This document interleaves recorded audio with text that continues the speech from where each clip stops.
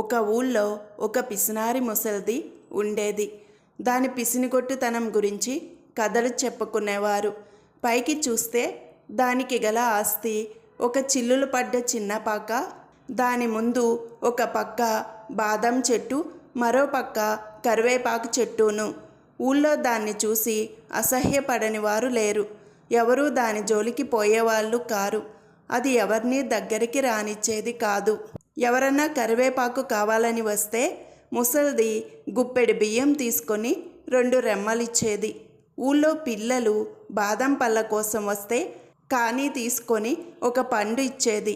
దాని గుడిసె లోపల వంట కుండలు, ఒక కుళ్ళు కంపు కొట్టే దిండు, అంతకన్నా కుళ్ళు గొంగలి ఉండేవి.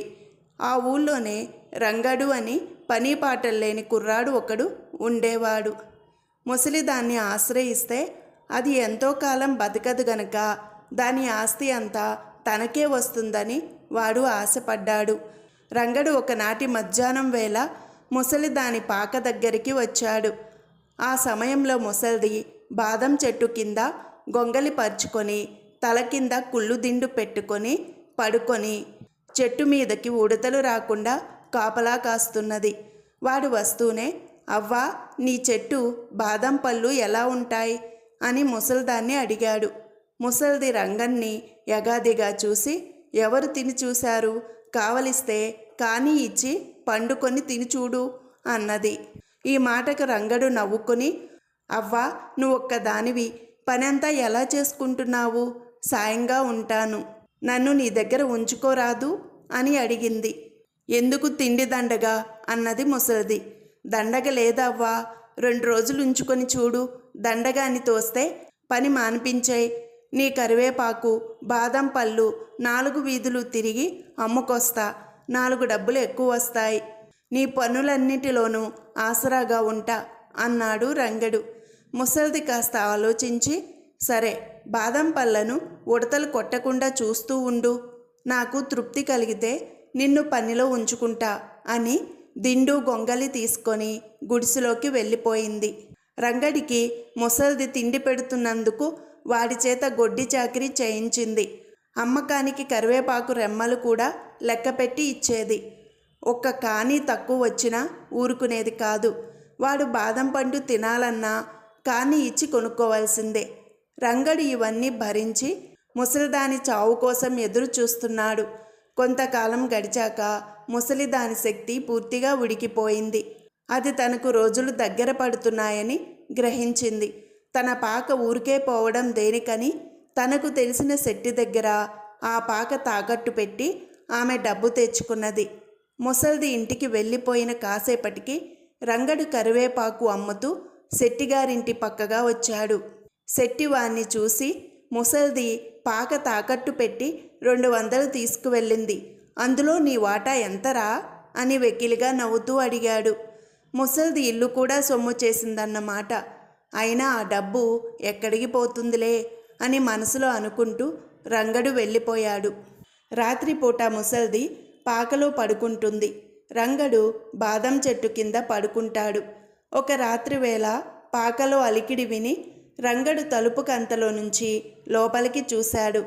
లోపల ముసలిది శెట్టి దగ్గర తెచ్చిన రూపాయలు దీపం ముందు లెక్క పెట్టుకుంటున్నది. నువ్వు చావగానే అదంతా నాకు దక్కేదేనే ముసలిదానా అనుకొని రంగడు తిరిగి వెళ్ళి బాదం చెట్టు కింద పడుకున్నాడు. ఇలా దాచిన డబ్బు ముసలిదాని దగ్గర ఇంకా చాలా ఉన్నదని వాడి నమ్మకం. రోజులు గడుస్తున్నాయి. ఒకరోజు ముసలిది లేవలేదు. దానికేదో జబ్బు చేసింది. గొంగలి పరుచుకొని పడుకొని ఊపిరి పీల్చడానికి కూడా కష్టపడుతున్నది. తనకు చావు దగ్గర పడిందని గ్రహించి ఆమె రంగడితో, నాయనా, నాకు చావు ముంచుకొస్తున్నది, పద పోయి వల్లకాట్లో కూర్చుందాం, ఇక్కడే చచ్చానంటే మోసేవాళ్ళు చాలా డబ్బు అడుగుతారు అంటూ లేచి కూర్చున్నది. రంగడు చిరాకుపడి, వల్లకాటికి పోయినంత మాత్రాన ఖర్చు తప్పుతుందా, కట్టెలు మనుషులు కావద్దా అన్నాడు.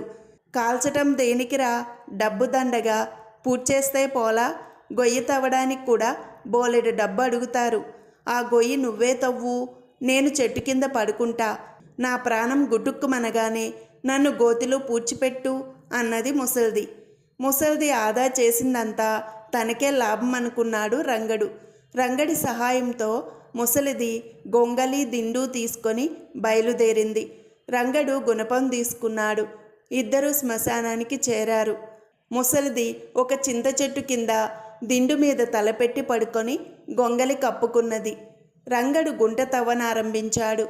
మధ్యలో ముసలిది గొయ్యి తవ్వటం అయిందా నాయనా అని అడిగింది. అవగానే నీకు చెబుతాలే అవ్వా, నువ్వు పడుకో అన్నాడు రంగడు. రంగడు గొయ్యి తవ్వడం పూర్తి చేసేసరికి ఆఖరి జాము అయ్యింది. అవ్వా, గొయ్యి తయారయ్యింది చూడు అన్నాడు రంగడు. ముసలిది పలకలేదు. దాని ప్రాణం పోయి చాలాసేపు అయింది. పీడ విరగడయ్యింది.